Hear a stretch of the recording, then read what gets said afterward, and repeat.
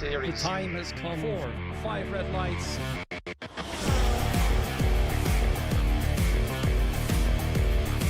Three wide through turn 3. Oh, into the wall! I knew this would happen. I knew they wanted to try something. Yamara have gotten their wish. A 1-2 for the team. Another victory for VNT to put the cherry on top of their dominance.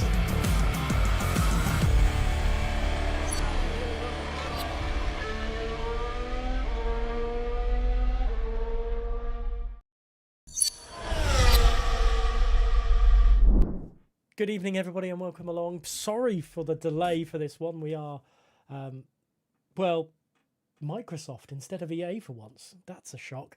I don't even know how that affects PC, but still, that's what's happened. We're live, finally, 16 minutes later. We're new to PC side of things. Usually it's Rob. I'm Gareth. That's Joseph over there.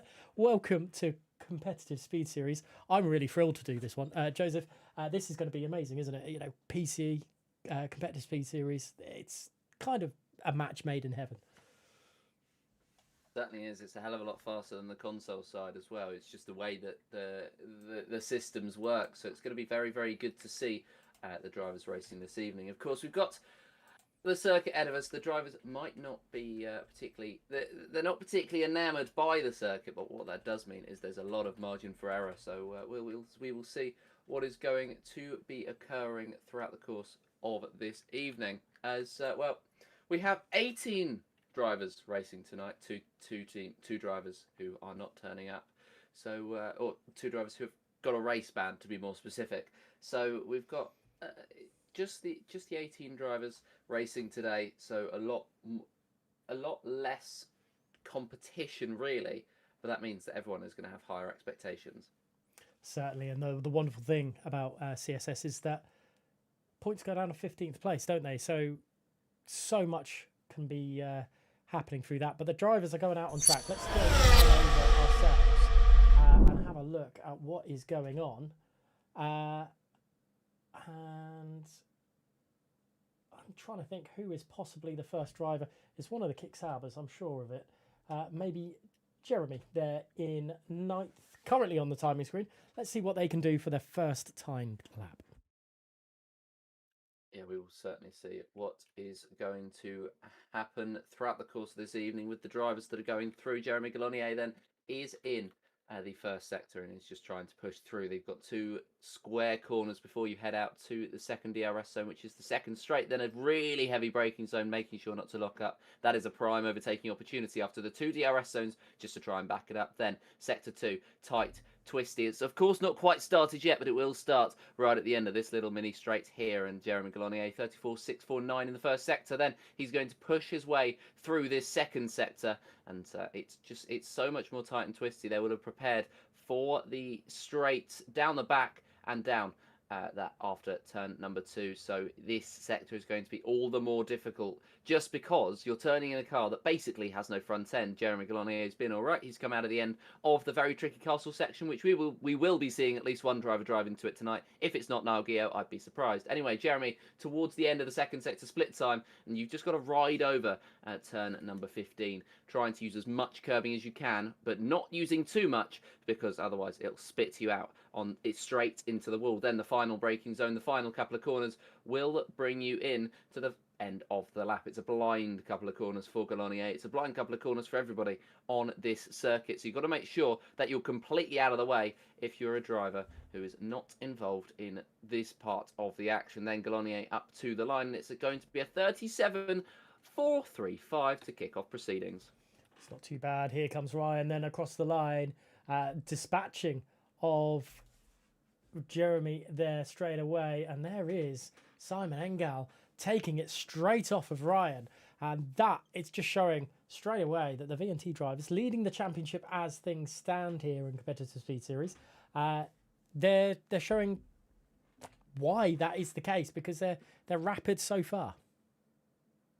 Yeah, they certainly are. They are very, very quick, and I'd only expect them to get quicker. Tom Wolfgram moves his way up to fourth place. Speedy, the first driver outside of the 37s, a 38.003, which is almost an entire second off of Simon Engel. So very, very good lap from the two VNTs to be, both of them, to be 4/10 ahead of the rest of this field. So that's an incredible start for them. Looking at the rest of the drivers coming through, I believe Adinatux is going to come to the line. Indeed, he is. He slots his way into 7th place. He's on the same row of the grid as his own teammate, Niall Gio, the next to the line, and the Mercedes is going to see what he's going to be able to do. His teammate Carl Verghese is on an outlap. Gio is not going to be setting a decent lap at all. That's basically his pace, to be fair, but he will come and I believe go for another push lap right now. Nick Arrow and Sonic being the next two to the line. Sonic having a similar situation to Niall, and Nick will come around the final corner, have everything thrown at this lap, because this appears to be a little bit of a better time than the last two, and the FVR man looking to beat out his teammate, who of course has a qualifying ban. He's done so he's at least ahead of his teammate, and he's all the way up to 4th place, just the 1,000th ahead of Tom Wolfgram. What is basically the end of the first runs, but with Carl Verghese, Danny Coe, Sonic and Nao Gio on their next push laps, and Benjamin Lettiner not even out of the pit lane yet. We've still got 5 drivers ready to make an impression.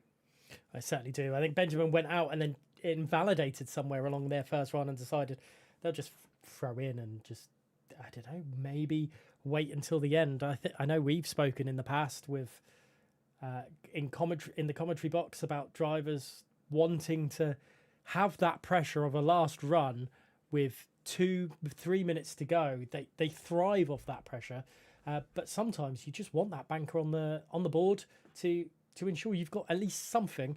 And some of these drivers, Speedy, Tom Wolfgram, Nick, have got that higher banker lap, which if they fail for the next couple of runs, at least they've got something up on the board. Yeah, they certainly will have something up on the board, just as a fallback, to be fair, rather than anything else. Danny Kerr around the final couple of corners now, as Niall Gio puts his place into 6th, and he's going to be the 6th driver into the 37th, so not a bad start from himself. Sonic will be the next one to the line. This looks like a better lap than his one before. It was a 150 before. It's a 139.5 for now. So there's still a lot of room to improve. Danny Coe finds that room to improve. A 37.691 is good for the McLaren. Then Carl Verghese just about sneaks his way into the top 10 with a 138.049. It's not a bad lap by any stretch of the imagination, and there is going to be under a 10th of a second, splitting 7th down to 11th. So it's very, very, very tense right out there as we get our qualifying laps, our first qualifying laps at least, completed, and everybody gets themselves prepared for their second runs. Please let us know what you think this pole time will be, whether you think it's going to be faster or slower than a 136.7. I would say that it's going to be quicker than a 136.7. Just because I really think that Simon Engel's going to be able to find more than 4/10. This track evolves very, very quickly, and well, he'll be able to find at least 4/10. If not, he'll find more. He'll find something more akin to the 6-7 range. Marcel Papsy there going through turn 15 at, well, pretty much Tokyo Drift style. Glad I got that on board, but a load of drivers now on outlaps.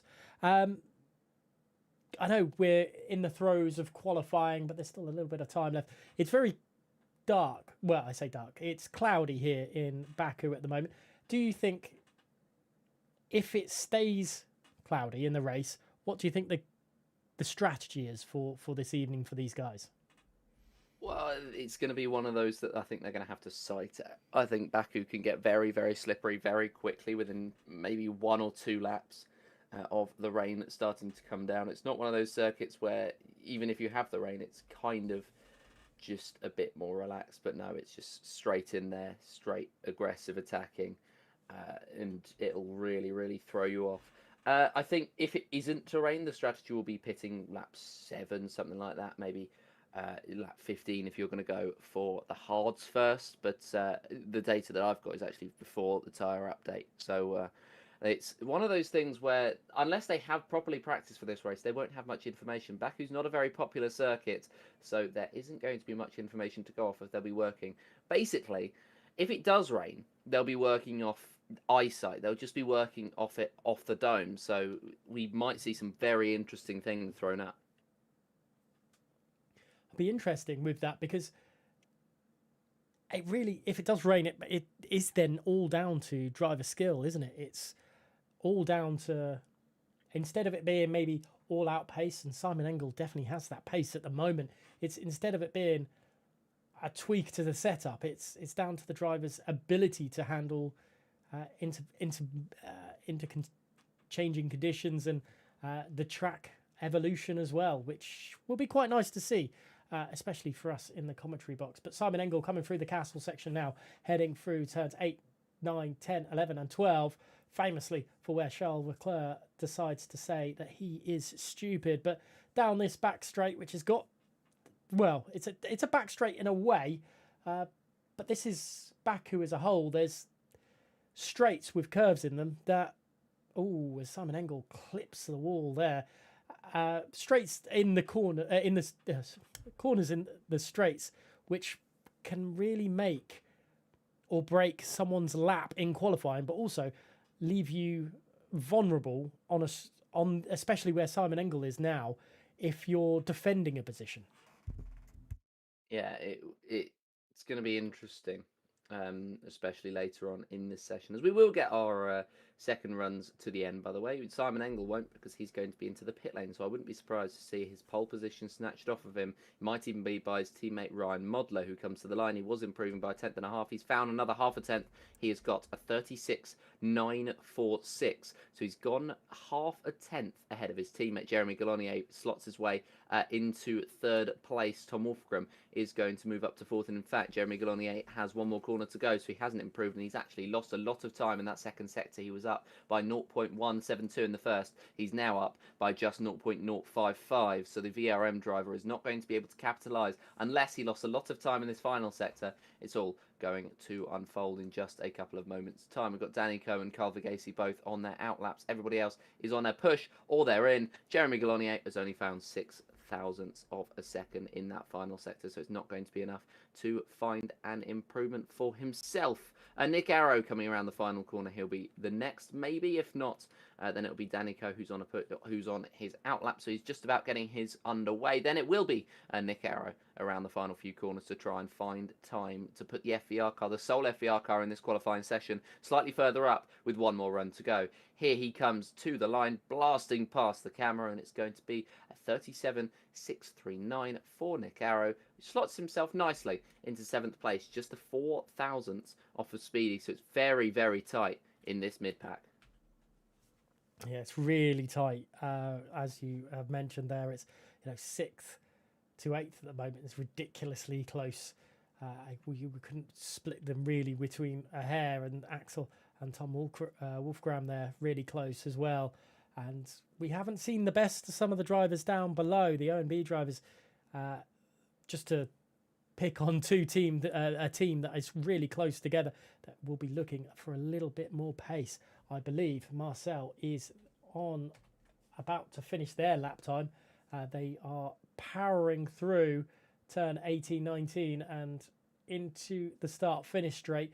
Where does the ET8 driver position themselves? Up into 6th place provisionally.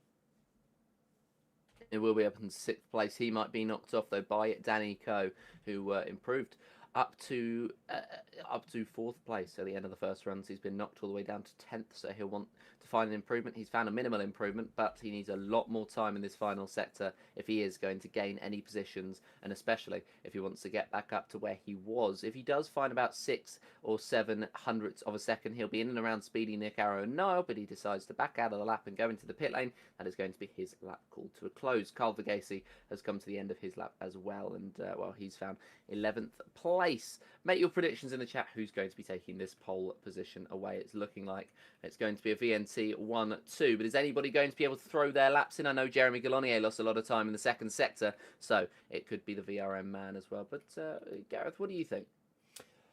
Looking at it, just looking how strong Simon was from that first sit, and also just the way that's, looking back through the season, VNT in general, but also Simon has been performing It's difficult to say anyone but Simon, surely. Yeah, very, very difficult to say anybody apart from Simon. Of course, though, Ryan Modler does currently hold it. So if Simon bottles his third lap like he bottled his second lap, then we'll be seeing the other VNT driver likely to be the pole position taker. I like to be devil's advocate, so I'm going to go with Jeremy Galonier to take that pole. I know he's 3/10 off, but he did lose a 1/10.5 in that second sector, and he probably lost a bit more time as well as a result of that, just because it's the confidence loss that you get in yourself. Ryan is going to be one of the first drivers out, but the first driver out, in fact, is going to be Otsoloyomaki, who's going to try and see what he's going to be able to do in the AMS car. He might actually let the VNT driver through, and then he'll pick up a sumptuous bit of slipstream down at the straight, and in fact, he's gone straight on. He's done a Mahavir Raghunathan, but unlike Mahavir, he knows where the reverse gear is. So that's going to be a slight improvement, but he is going to want to avoid the drivers going through now. He's going to let the Alpine slot in nicely ahead of him. The Alpine, of course, are Tom Wolfgram, who has qualified quite well so far, but he's still got one more lap in him to see if he can find his way onto the top 2 rows of the grid. See how it will all press out. Let's just remind everyone which team is in which car. VNT is in the Ferrari, FVR is in the Red Bull, ET8 is in the McLaren, IRT is in the Alpine, TRT is in the Mercedes. In the Williams, we have the SET team. The V-Carb is not here tonight, as Joseph quite rightly mentioned. The AZR team are full race bound for this evening. ONB is in the Aston Martin, AMS is a Haas, and then the VRM is the Sauber team. As Speedy just about to start their lap time, the first driver to be able to perform that feat this evening. Just under probably 3 minutes of the session remaining, maybe even less than that. And Speedy currently sat P7. There is a shed load of cars just coming through towards the castle section now. It feels like Speedy possibly could be coming a cropper on this lap because of those cars. I know it's very odd to say because I think the cars ghost a little bit, but it's off-putting, isn't it? It certainly is. It's when you have a car that's also not too far off your speed, it can be really, really throwing you off. And also at the same time, it can just play on your mind a little bit. You might not be able to see the apexes as well as you possibly would be able to. So for Speedy, he's going to have to make his way through on everybody nice and quickly. And well, he's had a slide out of the exit of the castle section, so that's not going to help his case. But what will help his case is the fact that he's backed out of the lap. So he's got one more still to go, and well, that'll be very interesting to watch. I believe he's backed out of the lap at least. Yeah, indeed he has. He's just decided to slot in with the rest of the drivers. Ryan Modler and Simon Engel, though, are still pushing, and Ryan Modler is going to be the first of the 2 VNT drivers to set his final lap time. He's got almost basically a full tank of ERS because he saved it all through Sector 2. That's what most of the drivers will be doing tonight, and then they'll use it in Sector 1 and Sector 3. What can Modler do as he comes to the end of said Sector 2? What is the split? It's going to be an improvement of a 10th and some change. 0.13 seconds is what Ryan Modler's found, but he's slid on the exit of the final corner, and it's so very crucial not to slide there because you break your momentum. Ryan Modler will come up to the line as the checkered flag is about to wave. Carl Verghese hasn't made it to the line. Speedy's dived into the pit lane, so neither of them are going to find any more time on their laps. Ryan Modler then comes to the line. He'll be the first to set one, and he gets a 36.909. Feels like a missed opportunity. Simon Engel's got time in his lap, and he's going to go to a 36.7. Then the next to the line will be Tom Wolfgram, who's not found any improvements, so that will be the first few drivers in qualifying finished. Otsoloyomaki will be the next, and he will improve, but again, not by enough to find any improvements in positions. Then Benjamin Leteneur is going to come to the line for VRM. His teammate currently 3rd place and currently improving on his lap. Leteneur is going to get a time of a 38.047. Disappointing then for the Kick Sauber, who sees himself at the bottom. Strong from AMS Axel, who finds his way into 3rd place. Very, very good lap time from himself. Galonier around the final corner has backed out. He will not be improving.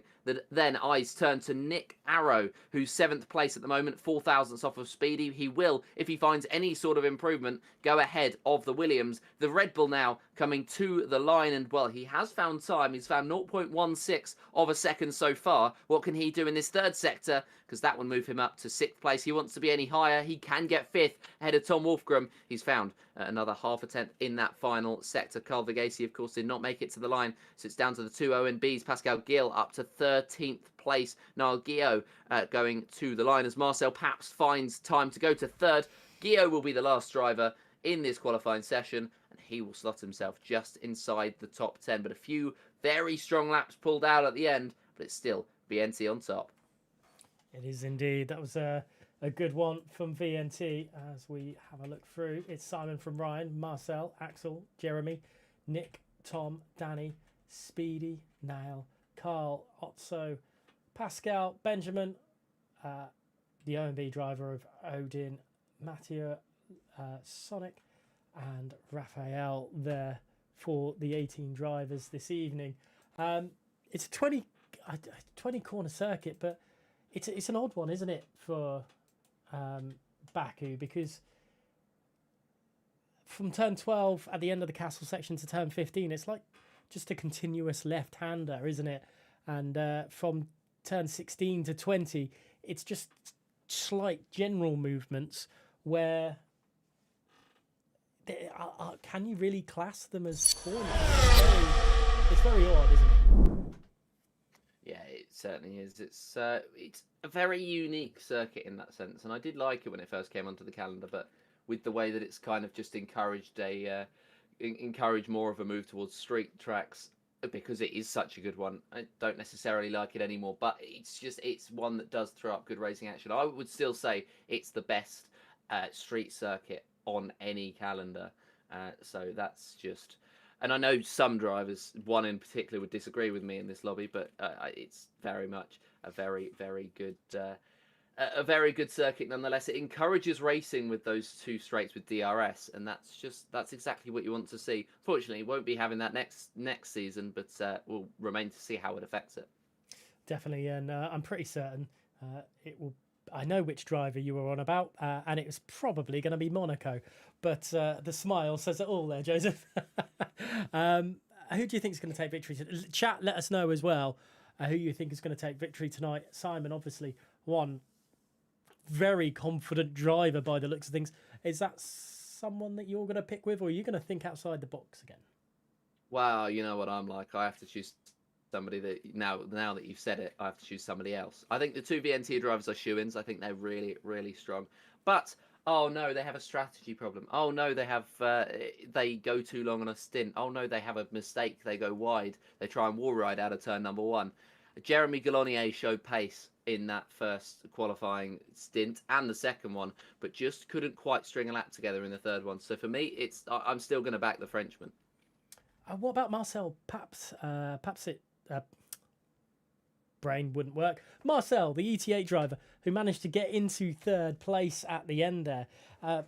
Any chance for them to take a good race tonight? Because ET8 are 2nd in the championship overall. They've had a good resurgence in round 3 and 4.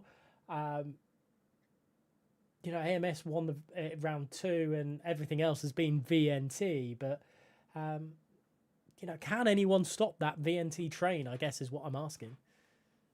I mean, Marcel Paps is the best place to do so. Obviously, he's 3rd place on this grid, and he is a very, very quick driver. We will wait and see, though, as the 5 red lights are coming on in Azerbaijan. The lights are on, the drivers are ready, and the action is underway. Simon Engel's going to go into a very good start, and he's going to pull alongside and ahead of his teammate into turn number 1. Ryan Modler doesn't give him too much of a fight, but Marcel Paps might try to out of turn number 2 and in to the 2nd straight on the circuit, but he can't quite do so. Axel and Jeremy Galonier are going to be side by side for that 4th place, though, as they take the run down. And it's a huge, sumptuous bit of slipstream for Galonier from Paps that's going to allow him ahead of Axel. Although the AMS driver still tries to hold a tyre in, he's not going to be able to do that for very much longer. The top few have filtered out. The rest of them are trying to. Speedy and Danico for 8th place are side by side. The McLaren, though, the ET8 driver in the end holds on to it. And, well, VNT looking untroubled right at the very start.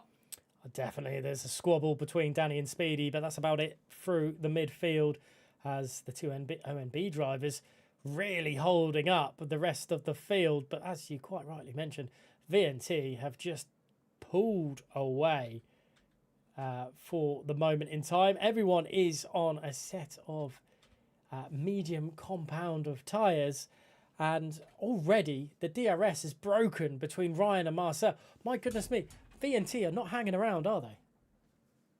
No, they certainly aren't. VNT trying to get on with it very, very quickly. And, well, I'm not surprised just because of the way that this start has gone. They're able to just do that and they're able to pull away because as soon as you break the DRS at Azerbaijan, that is wraps for the rest of the field. Marcel Paps is going to have to try and push, but they all are really pushing on this first lap to try and remain within the DRS of the two VNT drivers. But as we reach the first detection zone, it's all about this first corner to be so very crucial to see if Paps can break that 1.1. He's going to try and nail that corner, but he hasn't. 1.1 seconds as they reach the first DRS detection zone is the way it goes. Paps does not have the DRS. He's going to be a sitting duck here for Jeremy Gallonier if the Sauber is able to get close enough. The two VNT drivers now are going to be able to just fly away, and I wouldn't be surprised if by the end of this lap the gap is 2 seconds, just because that's how important it is. But Marcel it looks as though he's got better cornering speed,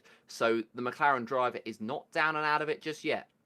We'll have to wait and see how that one. Well, that's the one to really watch. But I think going a little bit deep in, or the exit of turn 6 cost them a little, maybe a tenth of a second through there. And as we watch on board of Jeremy Gallonier as they come through the castle section, and all of a sudden it's jumped up to 1.4 seconds between Marcel and Ryan. And my goodness me, this is, well, a showcase from the VNT team. Are we? As Ace saying in the chat, well, P3 is a new P1. I'm going to agree with that one because Simon Engel and Ryan really are pushing the limits for this and, well, leaving everyone else in the dust. Yeah, that's the difficulty for them as Danico gets through on Tom Wolfram. He's had a good start to this race, has Danny made his way through on not just Speedy, but also Tom Wolfram just now, and he's gained 2 positions. He was originally in 8th place at the start of the race, but he has swapped back down. Jeremy Glonier has taken the lead of the pack, and just as I said it, 2 seconds split first, second, and then third on the grid, excuse me, as there's more fighting. Speedy and Danico really going at it. And Danny trying to hold on to 8th place. He was fighting for that 7th. Speedy tries to send it down the inside, cannot quite find the gap. And that's where Niall Gio invites himself into the battle. He gets boxed in, though, so he might not be able to get the momentum that he needs out of the corner. Otsoloya Maki is going to go to the inside, but is just going to back out of that move. Not going to go too aggressive too early on in this race, but there is a second DRS rift, and that is between 6th place of Nick Arrow and 7th place of Tom Wolfgram. So unless Tom is able to push, that is 6th and 7th very much split up, and that means 7th down to 18th is their own pack to fight with. It certainly is, but also possibly this could allow VNT a gap to drop into in the pits on the pit stop phase. I know it's maybe not. Maybe I'm being a bit optimistic with that. Tom Wolfgram then pulling away from Danico. Danico maybe making a mistake through the castle section, desperately outside of that. Well, definitely close to that being outside that DRS zone. And I think they may end up being that. And that could allow Tom Wolfgram being in a race of their own as Sonic has retired into. There's a VSC. Is it going to extend into any more than a VSC? As Sonic in the Williams, the SET driver, has caused us a little bit of a lull in proceedings. Certainly has, and you know why he's done that? Because he's done that by going straight into the wall at turn 15. Like I warned the drivers about earlier, if you go too far over the curbing, you're going to go flying straight into the wall, and that's exactly what Sonic has done just there. So that's going to be our first retiree from the race, and a number of drivers diving into the pit lane from the mid-pack of this field. They're trying to take the opportunity to maybe work further forward and take the undercut, but it's an aggressive undercut. 3 more laps, I'd say, is what they needed to make it a viable strategy, but they're going to try and stretch this stint, or maybe they might be considering a two-stop, because I think that we will be getting a full safety car this evening. Safety cars have been hard to come by on F125 for one reason or another, but I do think that that is something that you can get around Azerbaijan a lot more than other circuits, is a mistake like that causing a safety car, and then the race is turned completely on its head, and it's very difficult to manage the VSC Delta as well. So this has really changed the race up very, very interestingly, because those drivers who come into the pits now have brand new tyres, but they also might have the negative of not being able to run with those tyres to the end. As the green flag has waved, we are back to green flag racing here in Baku, and well, the gap between the top drivers, the gap between the VNTs and the VRM driver behind of Jeremy Galonier it's shrunk a little bit. It's only down to 1.5. Yeah, it's also Marcel Papsi nearly outside of the DRS of activation zone as well, as Axel just behind, making a little mistake through turn 15, which has caught a few people out, and actually could have caught Axel out more than we could have imagined. They're dead set on being on that 1 second mark, definitely not a 1 minute mark through all this, but managing to get the DRS back open and going and getting close to the back end of Marcel just ahead. But with those drivers going on, I know you mentioned that they won't be able to, well, likely won't be able to go to the end of the Grand Prix. Could we see a state of them going to another set of mediums to really battle it through this evening and be the quickest drivers on the track at the end of the race if we don't see another virtual safety car or safety car? I think that's what they're going to have to do, really, is go to the end, try and go to a two-stop strategy, try and make it viable. But by going onto the hards, everybody has committed to being non-committal, because everybody started on the medium tyres. So now that they're on the hards, they are able, if they're able to make it to the end of the race on the hards. It is a possibility if you manage from literally minute zero. But that's going to make it very difficult later on when everyone has fresher tyres than you. They can throw it through Sector 2 quicker than you, and then it can become a little bit more difficult. 5 for 26 are a fifth of the way through this Grand Prix today. And, well, I wouldn't be surprised to see these drivers pitting within the next couple of laps. The medium runners, that is. When that will be, I'll be honest, I don't know, because, as I say, the data that I've got is from before the tyre update. But it's going to be an interesting one to watch, and I wouldn't be surprised if not only the drivers and the teams and all that watching from tonight, but also various other teams, just in case it crops up later on. We've had a switch for the leader of the race. Ryan Modler swapped with Simon Engel as they tried to build that gap up again. It's still a split at the moment in the mid-pack, with the two VNT drivers being able to be ahead of the rest of the field. And then now Tom Wolfgram's just been overtaken for the lead of the next pack, and Niall Gio has gone through. Pascal Gill, although it's only a small pack now with Niall and Tom Wolfgram in it, and then Pascal Gill is the leader of the next one. So that VSC has really split up the majority of this pack, with a lot of them getting the timings just a little bit wrong, and now it's ONB in 8th and 9th, just trying to work together to build a gap to the rest of the field and to shrink it down to the drivers ahead.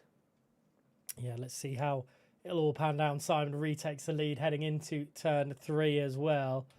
Let's have a look at the gap to the leader. Nick Arrow, 16.5 seconds to Simon Engel.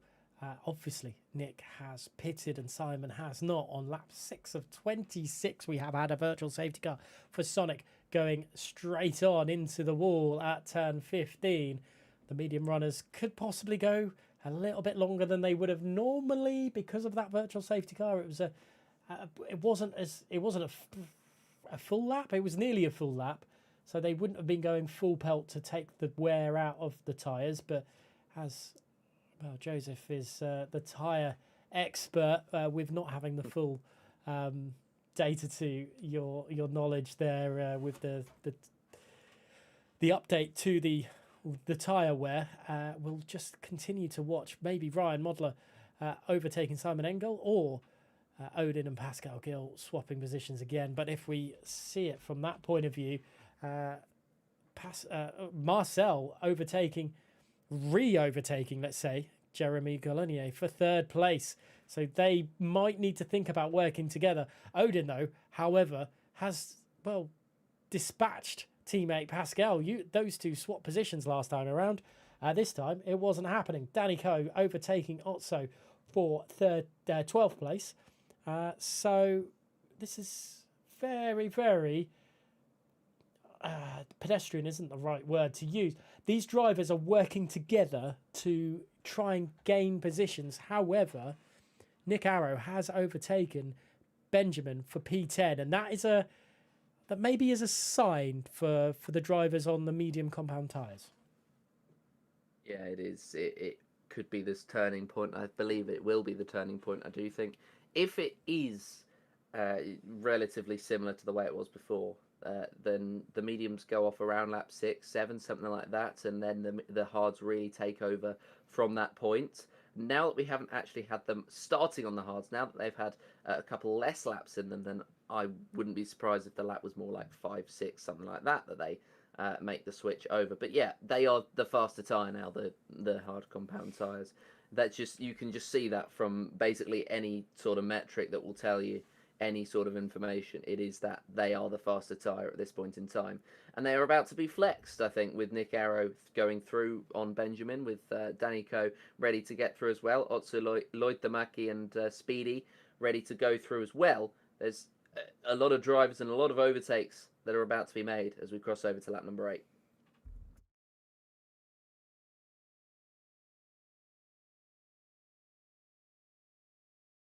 And the two VNT drivers still leading the way, of course, Marcel Pabst in that third place. The gap being 2.2. He and Jeremy Galonier have put on a decent showing so far to try and keep up with the two VNT drivers. But they've just been, the top two have just been working far too well together, haven't they, for any sort of competition just yet, at least. Definitely. There's Otso Loitamaki and Speedy getting past Benjamin there for P12. Benjamin dropping down the order a little bit. And towards the end of that last lap, Marcel was only 1.3 seconds behind Ryan, but it's now back up to that 2 seconds again. And as you quite rightly mentioned, they're working so well, those two VNT drivers. It's scary at times, isn't it? Yeah, it is. I mean, when you've just got two teammates that are so well connected together, it can be a little bit scary. I think that's a word we can definitely use for it. It can get quite nerve-wracking for the rest of the field, that the fact that they can just do that and they have the power to work together so very well. Because sometimes what you can get is you can get disjointed teammates who are only really interested in running their own race and only really want to help when it's convenient. But the community feel that I think that there is quite a lot of at VNT, of course, used to be NLR relatively recently before this game cycle. Just the feel that you get at VNT is they are very good at that sort of thing. They are very good at working as a team and working in a collaborative effort. And yeah, it's just that's exactly what they've done so far. Marcel Pabst dives into the pit lane on lap number 9 of this race to make the switch off of the medium compounded tyres. He's going to inspire Pascal Gillin as well to make the switch as well. We've got a couple of the drivers coming in on this lap just to try and see what they can do, go for the undercuts. I think the two VNT drivers are going to try and overcut as much as they can here, simply because they have the ability to. Simon Engel into the wall and is now behind Axel and Jeremy Galonier, and has damage to that front right end plate to the Ferrari. And oh my goodness me, you mentioned in the pre-build-up, can anyone stop VNT? And, well, maybe it is a little bit of a commentator's curse from Joseph Black. But, Ryan Modler, over to you from a VNT standpoint. And into the pits, we also saw Marcel, nearly picked up... I don't know if they did pick up damage. They could have picked up damage. But, over to Simon Engel now. What can... quite clearly the quickest driver on the grid this evening. There's a lot of pressure now on that VNT driver after all the praise we've just been giving them. Yeah, there certainly is. And, this is I say their teamwork is their strength, and I think their weakness can sometimes come in when they don't have that sense of working together, when they are sort of trying to run alone. Ryan Modler has the opportunity here to try and demonstrate and prove me wrong. But yeah, he's potentially going to struggle. I think we might be seeing... Yep, I was going to say we might be seeing him in on this lap, and just on cue, Ryan Modler does dive into the pit lane, and he is going to make the switch. Axel dives in as well, and he gets a 10-second time penalty. He's sped in the pit lane, so he is going to really struggle now with trying to keep up with how tightly packed this field is. Number of drivers in, so this is clearly the lap that they all wanted to dive in. Lap number 10, so a little bit later than I was expecting. But yeah, they're all into the pit lane now and making that switch of tyres and going onto the hards to go to the remainder of this race. So the lap 3 pitters, that is surely going to be just too early for them to make it to the end of the race. And so they're going to try and extend this stint as long as they can. If they can get to the end of the race, then perfect. If not, then they're going to find themselves under a lot of pressure. Jeremy Galonier, the only driver, in fact, who's decided to stay out this long. Lap number 10, the earliest he will pit is lap 11, and so that could be very, very interesting from himself. Matthew Lehner is going to be out of the race. Galonier's compatriot has retired, and that means that there is just the one IRT driver left in this race. He's running in 11th place at the moment. It's Tom Wolfram, and well, he's in an interesting position where we would have expected more from Tom Wolfram, but I think partially that's down to the time when, of course, he came into the pits versus those who came in under the VSC. So I don't think the positions of all these drivers, at the moment at least, is particularly representative, because those 6-lap-old hards are going to get very tired in about 6 or 7 laps time, and then that can be when the newer hard compound tyre runners really come alive. Into the pits for Jeremy Galonier now, as Nick Arrow will be the net race leader through all this, as we watch Raphael, who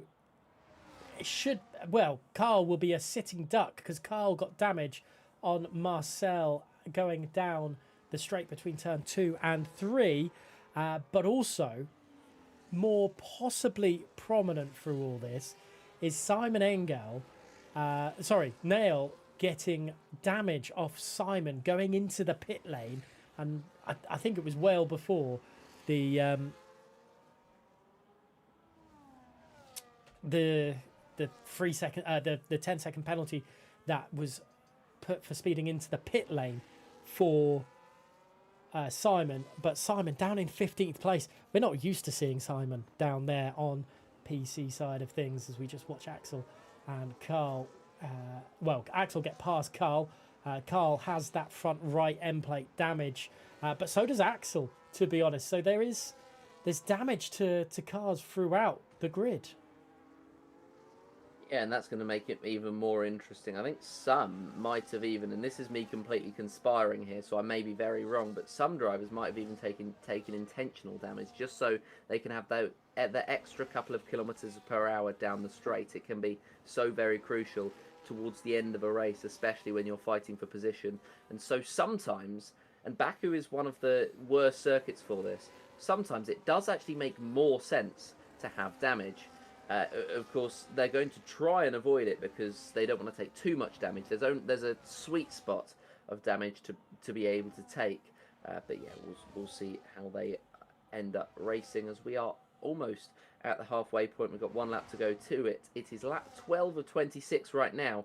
Nick Arrow continues to lead the way. Axel swaps with Raphael Kunch and Jeremy Galonier. He swaps with Carl Verghese.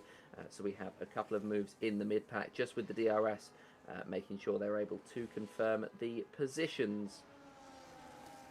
Yeah, as Niall picks up fastest lap of the race as well. And in 13th place, just behind is Ryan, overtaking Speedy for P4. And, well, if it was ever in doubt, as Niall looks to the inside of Pascal Gil, but it wasn't happening on this occasion. If it was, going back to my point, if it was ever in doubt with Ryan Modler right now, right back up with Otso, Danny and Nick, for the lead of the Grand Prix, but crucially 6 laps younger tyres.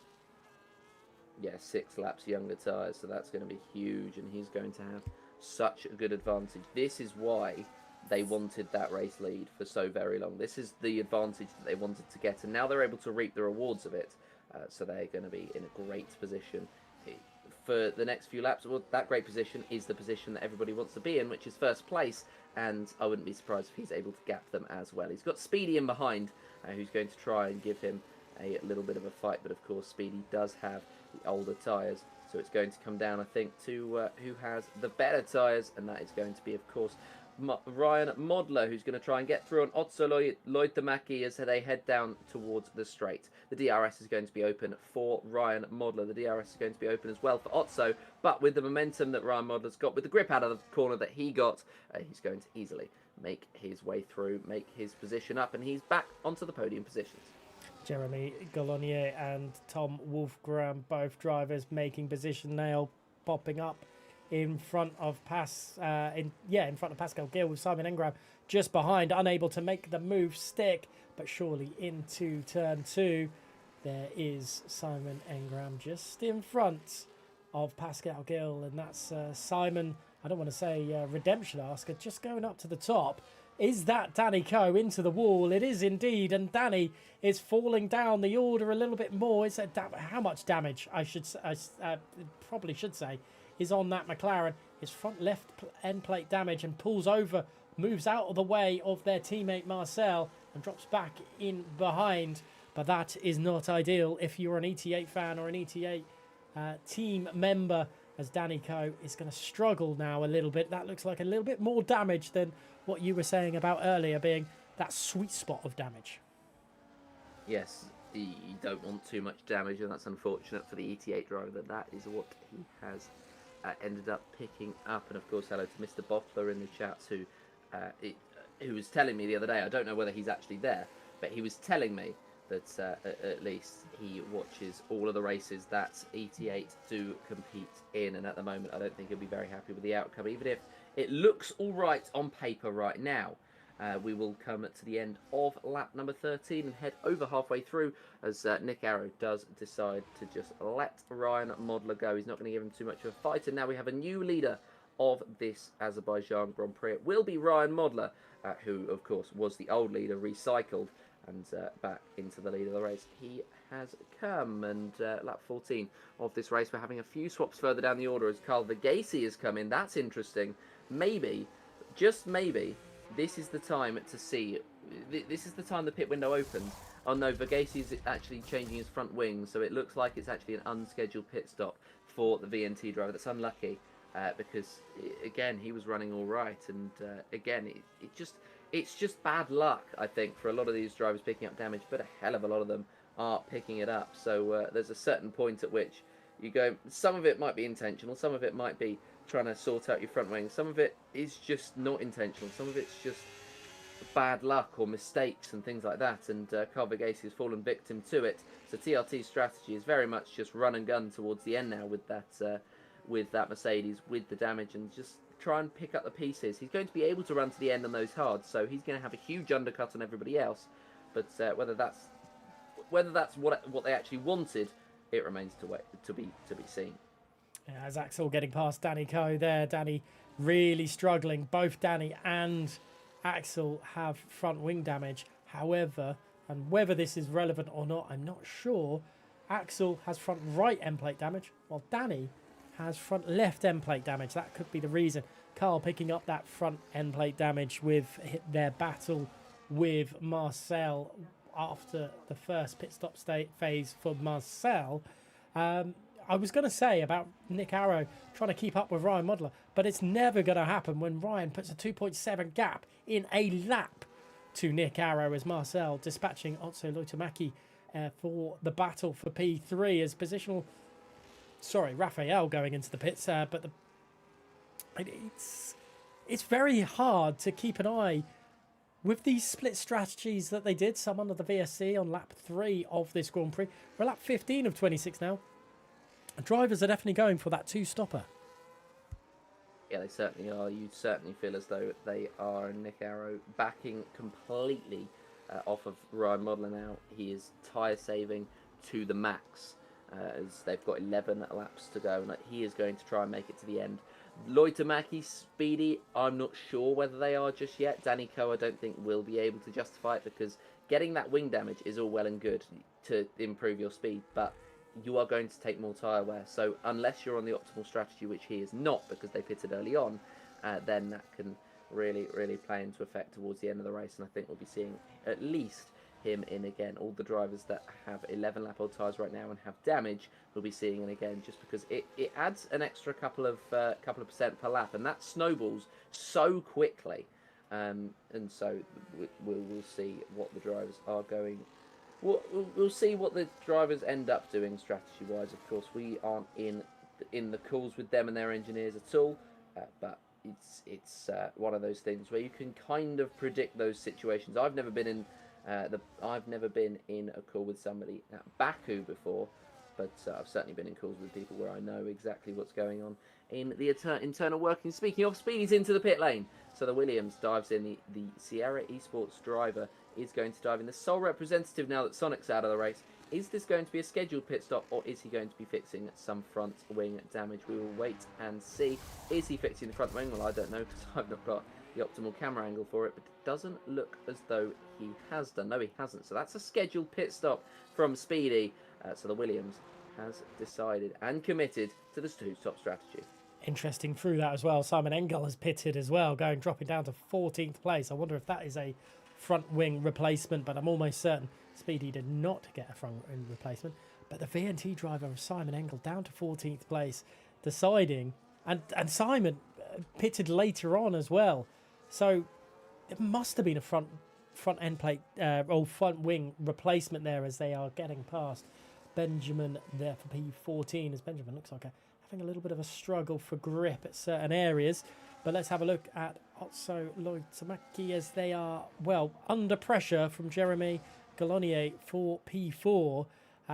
How much longer can they keep being held up? I'm not sure. But Ryan Modler, 6.2 seconds in the lead of this Grand Prix. Yeah, and well, it's very much looking like VNT's race to lose, even if they've had the problems that they had earlier on in this race. It's still looking like it's very much all going VNT's way, apart from that one issue that they had. Simon Engel's gambled on an early two-stop strategy just to see if he can fight his way through the field, because it's, he may as well, as Jeremy Galonier gets through on Loitamaki and into 4th place. You may as well go for a gamble when you have a driver who's clearly quick enough, but just hasn't had luck on his side on the day. You may as well try and gamble, try and sort yourself out, try and go through and try and gain anything that you possibly can. And that's exactly what they've got with Simon. They've gone for the undercut. We'll see if it works out. Or they've gone for the two-stop as well, so they've gone for 2 strategy gambles. We'll see if it pays out. If it doesn't, then it's not the end of the world. VNT are obviously in a very, very good place, but have been stopped through factors outside of their control. Although I say outside of their control. Outside of the control of the strategy team, of course, mistakes can happen. But at the end of the day, that is just the fault of the driver. And, well, Simon's got some reflecting to do. But his teammate, Ryan Modler, has barely put a foot wrong all race long now. And his gap to Nick Arrow, a huge 8 seconds. Yeah, right. Nick Arrow managing to withstand the pressure from Marcel as well. Let's have a look at this. The battle, it's more a battle for P3 than a battle for P2, with how close Jeremy Galonier is to Marcel, as Marcel is to Nick. As Marcel will be wondering, well, hoping that they can get a good run through this final few throws. Just over 9 laps remaining in this Grand Prix here in Baku for Competitive Speed Series. Round 5 here in Season 7. And, well, chat, let us know. Do you think let us know where you think Simon's going to finish up in this Grand Prix. Also, Loitamaki just ahead of them on track by 2.1 seconds. Can Simon utilise those mediums a bit further and a little bit of a look up the inside on Nick Arrow? But Marcel will not be able to make any moves through that nail. Going into the pits, I wonder if there is a front wing change. There's no front wing change. They are deciding that is what they are doing through this one. But here we go, and Jeremy Galonier, oh goodness me, that's a really late dive from Marcel, and that could be Nick Arrow into the wall. that is suboptimal. But Nick Arrow staying out of the wall. Thankfully for the FVR driver, he stayed out of the wall. He's going to try and continue on and fight back for position. Otseloid Damaki has made a move up into 9th place from, of course, where he was 10th. He's made his way past Speedy on his relatively brand new set of medium tyres. I don't know if we call them brand spanking new because he's used them for one lap, but feels like I'm nitpicking at that point when I do say it's something like that. But he's done a very good job so far to try and make that strategy work. It's just about now making sure he can get to the end of the race and still keep those tyres in as good a shape as he possibly can. Ryan is now 10.5 seconds in front of Marcel for the lead. 2.5 seconds might have been a little bit more interesting race for the win, but the battle for P2 is definitely hotting up with Marcel and Jeremy Galonier. I do wonder if we're going to see a pit stop for Nick Arrow at this stage. Lap 19 of 26 seems a bit late as he's weaving in the background was Nick Arrow. What? Maybe to allow Axel past at the next straight? I'm not 100% sure. It's very odd to weave down the start-finish straight like that. But Nick Arrow staying out for another lap. You mentioned that they probably will go to the end. It's going to be tough for them, though. It certainly will. They're going to have to massively tyre save, but is definitely a possibility. Got a bit more information, by the way, for you about the retirement of Matthew Lehner. His wheel fell off of his rig 3 times in 2 laps. So fair enough that he's decided to call it quits after that, because I know that would be something that would draw my evening to a close. That's just incredibly unlucky for the IRT driver. His teammate currently in a very strong points finishing position. 6th place for Tom Wolfgrim, but he's got the 2 ONB drivers behind, so he might be coming under pressure later on. 7 laps to go then in this race. Marcel Pabst leads the pack from 2nd down to 5th place. I dare to say it, but I don't think any of these podium positions, apart from the lead, are decided just yet. Yeah, I would agree with that. And if Ryan was not to win this Grand Prix, we've had a safety car, or he's decided that the wall is the best place for him to park their car. Axel with that penalty situation to their name as well. It is 10 seconds, which is crucial. Ryan is into the pits. 2-stop is definitely on the cards for them, as very odd, because Jeremy's just overtaken Marcel. They've decided not to pit. They go sticking to the 1-stop. Is Ryan going? How quick is Ryan going to be towards the end of the Grand Prix? Are they going to be behind Tom Wolfgrim? Let's have a look at this and see if Ryan is going to be behind Tom and Odin. No, they're not. And something that we've seen at the first stint of this is the 2 ONB drivers stuck together. They are split by Otis and Speedy now, and Simon Engel is right behind Pascal Gill and now past Pascal for P9. Yeah, he certainly is. He's through on him. But something interesting about that Ryan Modler pit stop. Modler's in on the hards. He's not on a set of the mediums, so he's clearly chosen the harder set of compounds before the weekend started. And, I think he's just going to try and bring this safely home rather than anything else. And I think that's why he made the switch onto the hards. It is pointless him gambling onto the mediums. They would have lasted, but they would have been nearer to the end of their life. But the hards, they're going to last easily until the end of the race. And they're actually going to be the stronger tyre for the last 2 laps or so of this Grand Prix. So I don't mind the switch to a set of the hards. It's just a very, very interesting call to have made. But it shows that VNT are more concerned about wrapping it up than fighting for it. Yeah, absolutely incredible at the moment. The gap to the leader, Simon Engel, with all the problems that Simon has had this evening, they're only 10.6 seconds behind Jeremy Galonier, and that is an incredible feat for the VNT driver. Ryan is only 3.1 seconds. Still, a win is very highly on the cards, as Nick Arrow dispatching of teammate Raphael there for P12. And Just further back, Danny Coe getting past Carl Fugazi as well. It's been a pretty much a race of chess, it feels like at this point, doesn't it? With all the things happening. As I think that is Marcel into the wall. No, it was just very slow as Ryan Modler dispatching of Axel. I wonder what happened for Marcel to be stopped at turn 3. That's an interesting one, to say the least. Yeah, very interesting indeed. Will be interesting to find out what actually did happen just for him to stop there. It can just be a corner where you fly off the circuit, then you try to recover yourself back on. I think that might have been it, where he locks up, goes straight off of it, and then just tries to pick himself back up and rejoin the circuit like nothing ever happened. But I don't know. We'll see. We'll certainly see post-race what comes of that, if anything comes of that at all. But 21 of 26, and Ryan Modler's made it all the way back up to P2 and right in behind Jeremy Gallonier. And with a DRS straight to beckon for these drivers, with a DRS straight coming for the VNT driver, it's almost written in the stars that he will retake the lead on lap number 21. DRS then is going to be picked up and he's going to follow through. DRS open, then he's going to be making his way past with the fastest lap of the race to boot, just of a thoroughly deserved award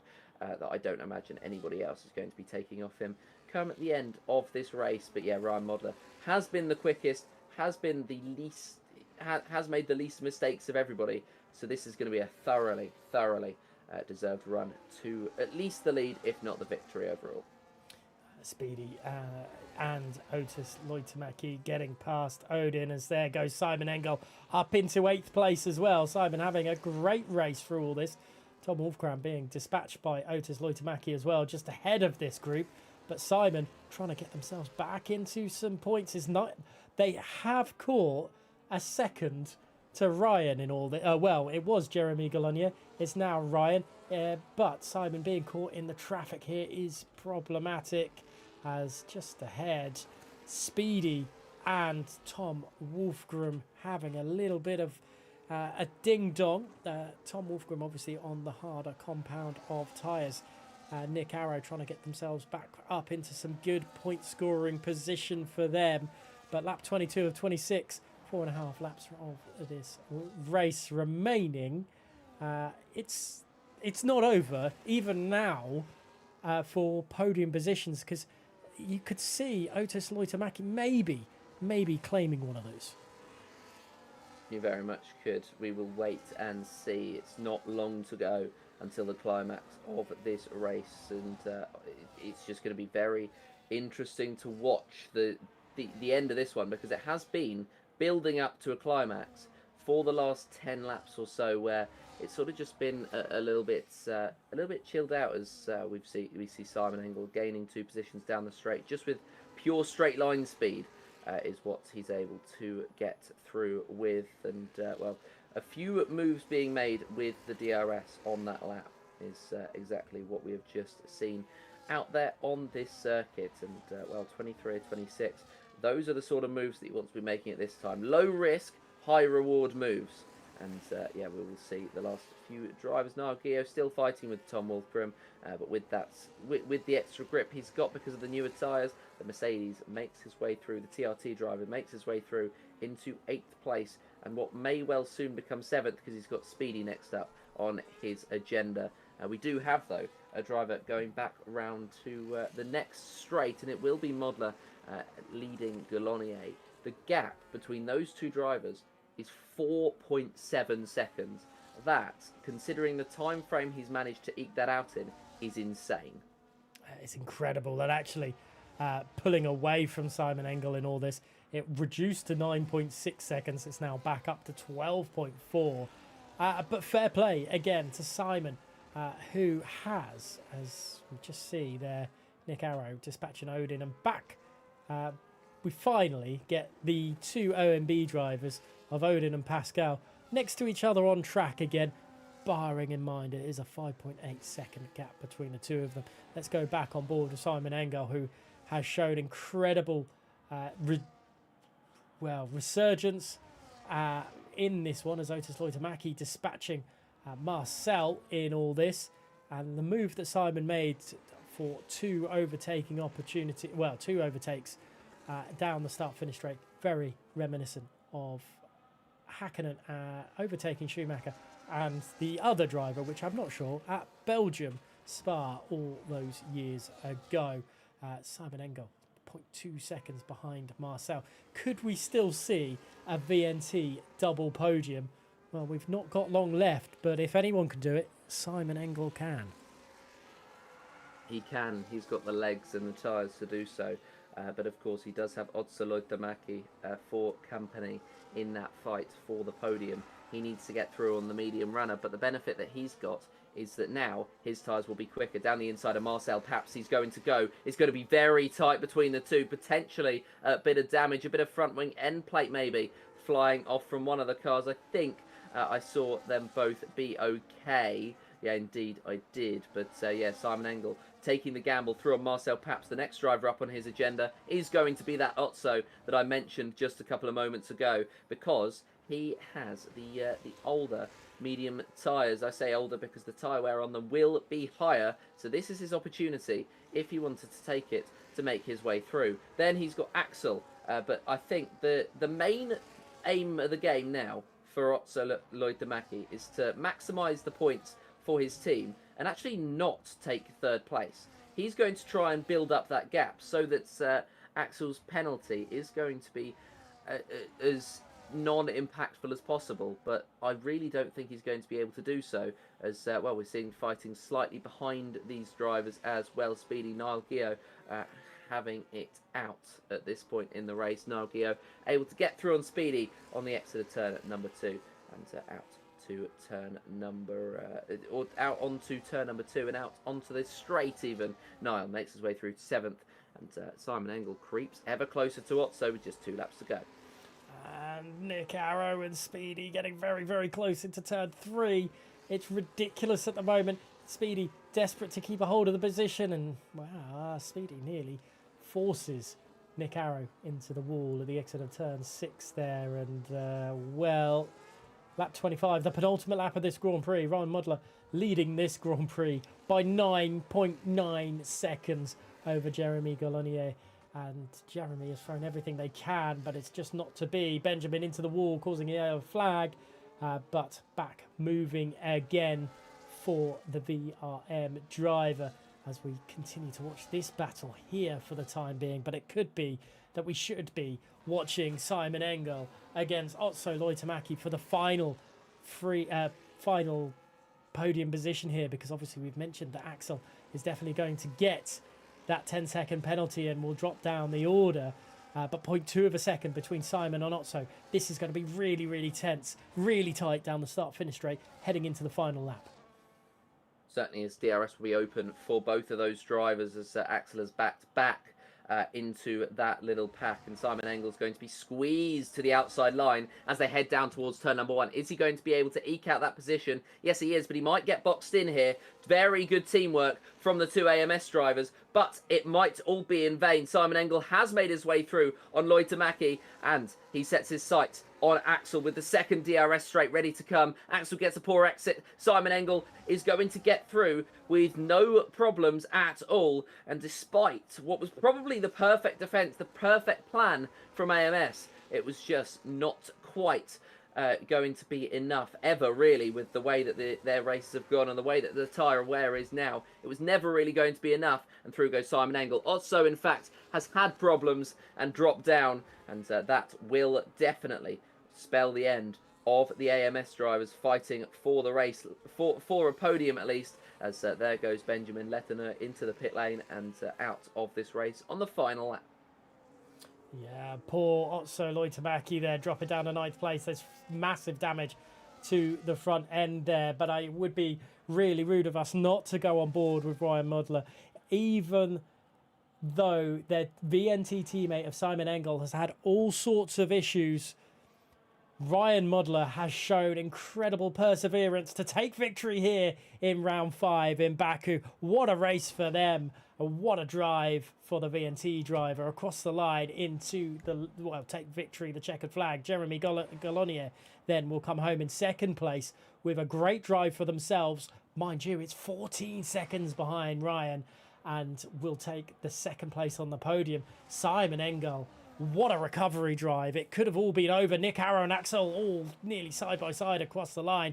Nail will take home 5th place. Speedy in 6th. 7th to Marcel. Otso Lloyd Tamaki in 8th. 9th to Odin. And Tom Wolfgram rounding out the top 10 with points going to Raphael, Axel, Danny Coe and Carl there as well.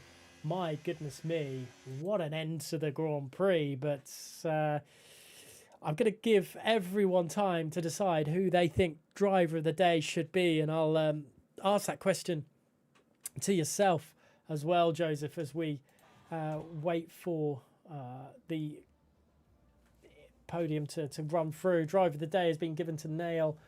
Most overtakes Simon Engel. That's not a surprise at all. The cleanest driver was Danny Coe, according to the game. But let's put down the order. It is Ryan from Jeremy Galonier in Simon Engel in the podium position. Then Nick Arrow, Nail, Speedy, Marcel, Otso, Odin, Tom Wolfgram, Raphael, Axel, Danny, Carl and Pascal, the point scorings, and then no finishes to Benjamin, Matthew and Sonic there. Driver of the day, please, everyone. And for yourself, Joseph, please. I think it's a really weird one today. Everyone had good things about them. Everyone had bad things about them. It was really weird. Simon Engel obviously is one of those drivers that you have a look at. But I think at the end of the day, it is impossible to look past Ryan Modler for that, because he was not just the driver of the day, he was the driver of the weekend by far. And it was just so mature and so well managed from him that it's so hard to look past it. It's a really, really great drive. A great recovery drive from, we won't put it past Simon, but it was Simon's mistake that cost them that race victory overall, I think. And Ryan didn't crack under pressure. Everyone else, let us know. Zedel saying Simon as well. I wonder if we will get any sort of podium interviews here this evening. But it just showcasing again that VNT have a quite good stranglehold on this championship at the moment. They certainly do. VNT, if they don't go on to take it, then I'll be very, very surprised. But yeah, very, very good drive from a lot of them. And it's just, they're just so very good, aren't the VNT drivers? And hopefully we'll get the chance to speak to them. Indeed we will. We'll get the chance to speak to Simon Engel to kick off our proceedings for this evening's interviews. Simon, it was an interesting one for you today, where it just kind of flip-flopped. It was very good until it wasn't, and then you ended up on the podium. So just walk me through your perspective of that race. Hello, firstly. Great to hear you guys. I'm not super happy because I made the most rookie mistake I ever did, I think. I just broke 50 meters too late, but what can we do?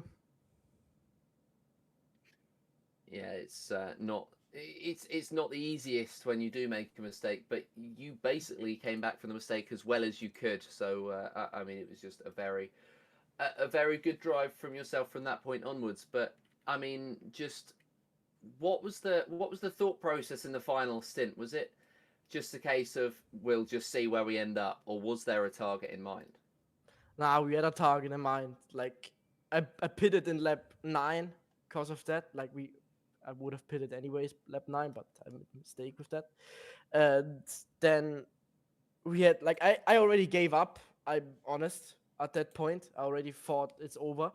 But then after 5 laps, I went in again because all these 2-stoppers of this VSC are all where I needed to pit again. And I knew from qualifying and from the race what we had until lap 9 that my pace was really good compared to others. So we had the target in mind to undercut everyone and then hope for the best. And that's you can call it a good recovery. Probably is from that shit to P3 again, but like I'm not happy because I did the most rookie mistake I ever did. So yeah, I don't know. Yeah, that's fair enough. Well, thank you for coming to speak to us today. And in the end, congratulations on your P3. I know it's not quite what you would have wanted, but yeah, still good points for your team. So yeah, thank you for joining us. Yeah, thank you. So is the team again here. Bye bye. And well, I've given you the honours because I figured he would join the session. Well, we've got Ryan Modler coming in to speak to us about that race victory. Ryan, are you able to hear us? Yes. Wonderful, Gareth, take it away. Ryan, what a race there! What a when you saw Simon make that mistake, he's just mentioned it was a rookie mistake as well. What was your thought process? Because VNT are absolutely dominant at that point. Yeah, well, let me start with quali real quick. Yeah, we didn't expect to be that far ahead, also considering that I was like 4/10 of my PV for some reason, but that's the usual bottling stuff. Yeah, and then the race, after the quali, we thought, okay, we probably have the pace to run away, which we did in lap 1 already. And then Simon shed his pants, also for some reason, but yeah, I mean, he recovered to P3, which is also amazing. But yeah, I mean, it happens. Could have happened to anyone. But yeah, I'm really happy with the race. And also, we opted for the 2-stop. It wasn't really planned, but I saw that I can probably get the field again. So I just boxed again. And yeah, won by like 13 seconds. How close was Simon to hitting you going into turn 3? Did you notice it? From my point of view, I didn't really see, but I'm not going to say that the teammates collide and whatnot. But was it close, or was it just one of those things? Yeah, Simon also told me that it was close. Wait, let me get the clip up real quick so I can see. But in the moment, I didn't saw it really. I just saw his red arrow flying past me. Wait, I have the clip now. Let me check. Oh yeah, okay, yeah, that was really close. Oops. Yeah, could have ended in tears for sure. Oh wow! And moving on next week. Is it going to be? Are you going to be racing for? I'm not sure if it's going to be you and Simon again. But are you looking forward to it? Is it going to be another strong week for you guys?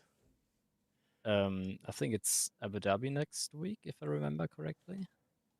And yeah, we have PSGL, or at least I have PSGL there, so I don't have to practice that much. But I'm not too sure if I want to do Abu Dhabi. It's not one of my favorite tracks, but we will see. Yeah, it is. Round 6 is Abu Dhabi, and if you do decide to race, good luck to that one, and good luck to PSGL as well. And congratulations on your victory this evening, Joseph. Anything questions for you to our race victor tonight? No, well, good. I mean, there's not really many questions you can ask about what was a dominant victory. So yeah, just congratulations, and we'll see you next week. All right, thank you. Thanks for commentating. Have a great evening. See you later, Ryan. Thank you for racing. Joseph, that's us done for commentary for PC side of things for the time being until, well, hopefully Rob gets his voice back for next week, but we'll wait and see. It is Abu Dhabi next week. I know we've commentated over there in WR before. The way that they've addressed the track issues makes it a lot better racing, doesn't it? It certainly does. It's just it makes for very good racing. Baku surprised me today. I thought it was going to be a bit more processional than it was, and well, Abu Dhabi can be known as processional, but the first couple of sectors especially are just it's very similar to Azerbaijan in a way, where you've got two sectors that really encourage racing, and one sector that really encourages anti-racing, really just trying to fight your own car. So it'll be a very interesting one to see next week, Abu Dhabi. It should be good, and well, I'm looking forward to it. I'm hopeful touch wood, it's going to be a great one for there. Any final words from yourself, Joseph, for what has been an entertaining Baku Grand Prix? I mean, just it's difficult to look past. Difficult to look past VNT for the title now. So congratulations to them on that. But yeah, I mean, it's been very good. It's been very good. It's been a good one to watch, and it's been good to be alongside you, Gareth, for our first PC race together, I believe. I believe it is. Hopefully the first of many, but we'll have to wait and see on that one. But yeah, thank you everyone for watching. It has been an incredible Baku Grand Prix PC competitive speed series round 5 here in season 7. I'm back tomorrow for the same thing for the console side of things. So if you have enjoyed, please come and watch back for that one. But for now, from the PC side of things, thank you so much for watching, and we'll catch you in the next one.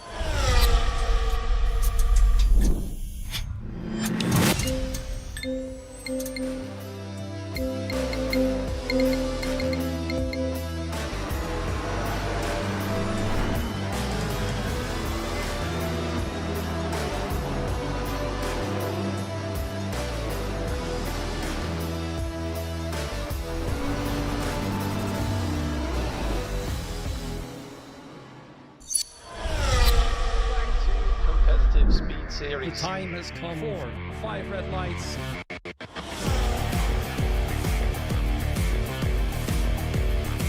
3 wide through turn 3. Oh, into the wall! I knew this would happen. I knew they wanted to try something. Yamar have gotten their wish. A 1-2 for the team. Another victory for VNT to put the cherry on top of their dominance.